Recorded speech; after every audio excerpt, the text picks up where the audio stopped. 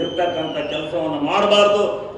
ಇದೇ 26ನೇ ತಾರೀಕು ಈ ರಾಜ್ಯದ ಮುಖ್ಯಮಂತ್ರಿಗಳು, ಉಪಮುಖ್ಯಮಂತ್ರಿಗಳು, ಬಹಳ ಜನ ಸಚಿವರುಗಳ ತಂಡೆ ಅರಸೀಕೆರೆಗೆ ಬರ್ತಾ ಇದೆ. ಅಲ್ಲಿ ದೊಡ್ಡ ಸಮಾವೇಶವನ್ನು ಮಾಡ್ತೇವೆ. ಮೈಸೂರಿನಂತ ಸಮಾವೇಶವನ್ನೇ ನಾವು ಮಾಡ್ತೇವೆ. ನೀವೆಲ್ಲ ಅಲ್ಲಿಗೆ ಬರಬೇಕು ಅಂತ ಹೇಳಿ ಈ ಸಂದರ್ಭದಲ್ಲಿ ನಿಮಗೆ ಕರೆಯನ್ನು ಕೊಟ್ಟು, ಮುಂದೆ ಈ ಜಿಲ್ಲೆಯ ರಾಜಕಾರಣದಲ್ಲಿ ಒಂದು ತಪ್ಪು ಮಾಡಿದ್ರು. ಈ ಜಿಲ್ಲೆನಲ್ಲಿ ಸ್ವಲ್ಪ ಆಡಳಿತದ ವ್ಯವಸ್ಥೆಗೆ ನಮ್ಮ ಕೃಷ್ಣ ಬೈರೇಗೌಡರು ಮನಸ್ಸು ಮಾಡಬೇಕು, ನಮ್ಮ ಹರ್ಷದ್ ಅವರು ಎಲ್ಲರೂ ಮನಸ್ಸು ಮಾಡಬೇಕು.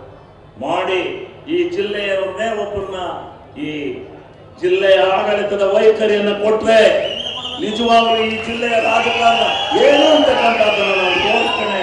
ಅದಕ್ಕೆ ನೀವೆಲ್ಲ ಅವಕಾಶವನ್ನು ಮಾಡಿ ಕೊಡಬೇಕು, ಎಲ್ಲ ಮುಖಂಡರುಗಳು ಅಂತಕ್ಕಂಥ ಮಾತನ್ನ ನಾನು ಈ ಸಂದರ್ಭದಲ್ಲಿ ಹೇಳಿ ಈ ಸಭೆಯಲ್ಲಿ ಮಾತನಾಡಲಿಕ್ಕೆ ನಮ್ಮ ಈ ಚಂದ್ರಾಪಟ್ಟಣದ ಯುವ ಕಾಂಗ್ರೆಸ್ಸಿನ ಅಧ್ಯಕ್ಷರು, ಪದಾಧಿಕಾರಿಗಳು ಎಲ್ಲರಿಗೂ ನಾನು ಅನೇಕ ಧನ್ಯವಾದಗಳನ್ನು ಅರ್ಪಿಸಿ ಈ ಜಿಲ್ಲೆಯಲ್ಲಿ ಮತ್ತೆ ಕಾಂಗ್ರೆಸ್ ಅನ್ನ ಸುಭದ್ರವಾಗಿ ಕಟ್ಟೋಣ, 7 ಕ್ಷೇತ್ರಗಳನ್ನ ಗೆಲ್ತಕ್ಕಂಥದ್ದನ್ನು ಮಾಡೋಣ.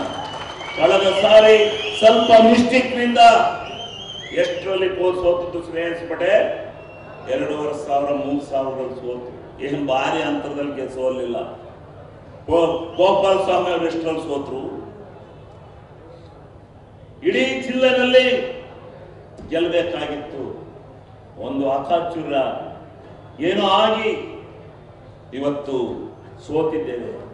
ಮುಂದೆ ಈ ಜಿಲ್ಲೆಯ ಎಲ್ಲ 7 ಕ್ಷೇತ್ರಗಳನ್ನ ಗೆದ್ದು ಸುಭದ್ರವಾಗಿರ್ತಕ್ಕಂಥ ಈ ಜಿಲ್ಲೆಯ ರಾಜಕಾರಣವನ್ನ ಮಾಡ್ತಕ್ಕಂಥ ನಿಟ್ಟಿನಲ್ಲಿ ಪ್ರಾಮಾಣಿಕವಾದಂಥ ಪ್ರಯತ್ನವನ್ನು ನಾವು ನೀವೆಲ್ಲ ಸೇರಿ ಮಾಡೋಣ ಅಂತಕ್ಕಂಥ ಮಾತನ್ನು ಈ ಸಂದರ್ಭದಲ್ಲಿ ಹೇಳಿ, ಮತ್ತೊಮ್ಮೆ 26ನೇ ತಾರೀಕು ಮರಿಬೇಡಿ, ತಾವೆಲ್ಲ ಅರಸೀಕೆರೆಗೆ ಬರಬೇಕು ಅಂತಕ್ಕಂಥ ಮಾತನ್ನ ಈ ಸಂದರ್ಭದಲ್ಲಿ ಹೇಳಿ ನಿಮ್ಮೆಲ್ಲರಿಗೆ ನನ್ನ ಅನಂತ ಧನ್ಯವಾದಗಳನ್ನು ಅರ್ಪಿಸಿ ನನ್ನ ಮಾತನ್ನು